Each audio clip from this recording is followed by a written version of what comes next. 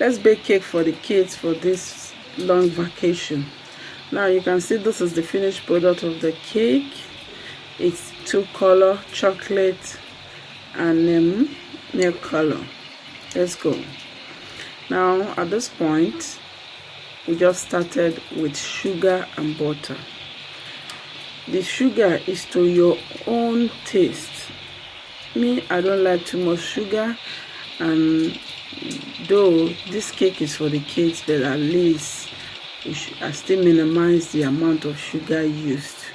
And if you want to bake without sugar, it's also possible. But that's for another class.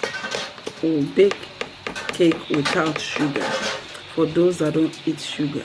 So I have finished putting the sugar and the butter in the mixer, so I want to start mixing. Now it has started mixing for some time, and it's mixing really good. You can see these are the points where it has started mixing. Though I didn't keep track of time, but at this point it has mixed to a point, but it's not yet soft. The sugar has to melt totally. So for the sugar to melt totally and fast, I have to break in one egg. This process has its advantage and its disadvantage. The advantage is it helps the sugar to melt fast. But if you are not baking that cake for that day, you just want to mix your sugar and butter down for the next day baking, please don't try this method. This method of breaking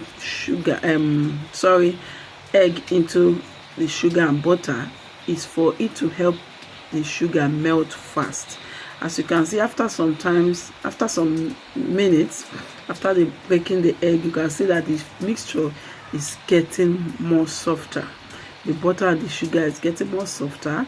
The sugar have melted almost completely at this point, because the egg you broke in it is going to help it to melt fast. But as I said, don't break egg inside your sugar and butter if you are not baking that day. So this is at the point where the sugar and the butter is totally melted. You can see the mixture, it looks like ice cream at this point. When your sugar and your butter is done mixing, you will know. So the next point is I started adding the egg. I didn't whisk my egg before adding it, because I'm using a whisker mouth of the cake with mixer. You can see that mouth you're seeing there is a whisker. So I'm trying to whisk the egg into the butter and the sugar at the same time while waiting for it to melt properly. So I've started incorporating the egg gradually. The more you incorporate the egg, the softer and smoother the mixture becomes. Just take a proper look at this mixture. You are going to see that it is different from how it was before we started adding the egg. So this is how it's done.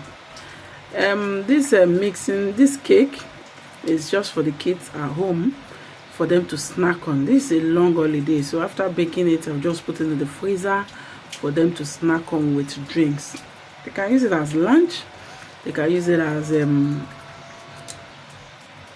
at any point in time. You know, kids, they like snacking on things a lot, especially during this playing period. So I'm still mixing the egg and the butter. I'm still mixing the egg into the butter and the sugar. You can see that it's loosening up gradually.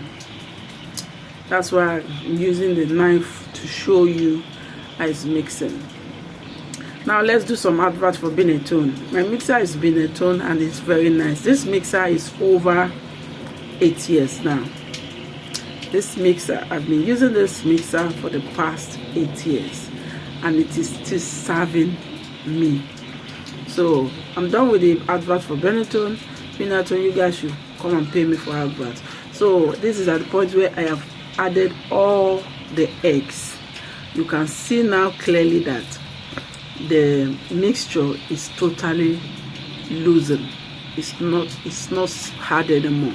So we have our nutmeg, grated nutmeg here, baking powder, and grated almond seed.